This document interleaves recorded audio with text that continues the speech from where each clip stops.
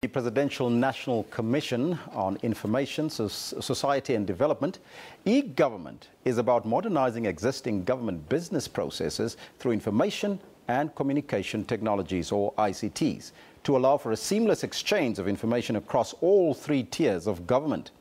Now, this is to ensure that citizens can secure access to government information and services.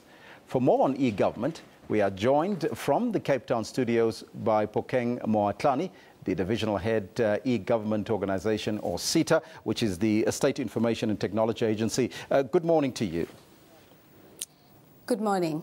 As SITA, can you tell us what's the importance of Gov Tech 2013 conference for you? Gov Tech is a government conference created by government for government, but mostly to facilitate a platform where both government and industry can come together to seek solutions for the government issues and processes that we need to automate. It's basically to create a platform where all concerned, all people that can provide innovative ideas in how we can improve service delivery by the use of information technology come together, share ideas, and agree on a program of action. Looking at government's progress, how has government progressed forward with the e-processes? You know, I think in many isolated cases, you have various government departments making headway on e-government.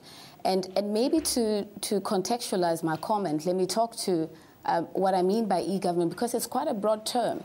I mean, often when we talk about e-government, we talk about how can we facilitate for our citizens to interact with government seamlessly? That's what we call G2C. Then also, how do you make it convenient for business to interact with government? That's what we call G2B. And when we come to G2G, you're talking about how do you automate processes in such a way that intergovernmentally departments can exchange ideas and actually facilitate processes that are reliant on one another, efficiently using IT technology. So often, though, when we talk about e-government, when you find people talking about e-government, a lot of emphasis is put on G2C, which is mostly concentrating on citizen convenience. So that's the one we talk about. How has our government progressed in as far as e-government is concerned? You know, there are two main sources that we look into. There's the UN e-government report that we look into. We've got the World Economic Readiness report that we look into. When you look at the World Economic Readiness, the e-government readiness report, you'd find that our country has moved up 2 places. It's actually moved from position 72 to 70. But when you really look at the criteria that are looked at when this report is put together, you actually realize that we've moved up because other countries have slacked, but which suggests that there's a lot that we can still do in government in as far as that is concerned. There are some positive stories. We do have the likes of SARS who have done e-filing in terms of G2C.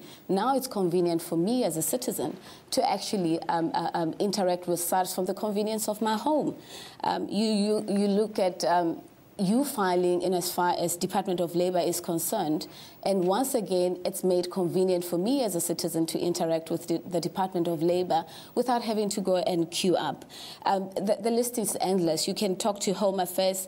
There's one other one that the one where SITA was involved in, the Amatuba job portal, which is in support of the Public Works program, where if you're an unskilled or an aspiring young person who would like to enter into the government program and actually start working for government, you go and put your CV out there, and then through recruitment processes, your CV can be picked up there. So it's about creating convenience for the citizens.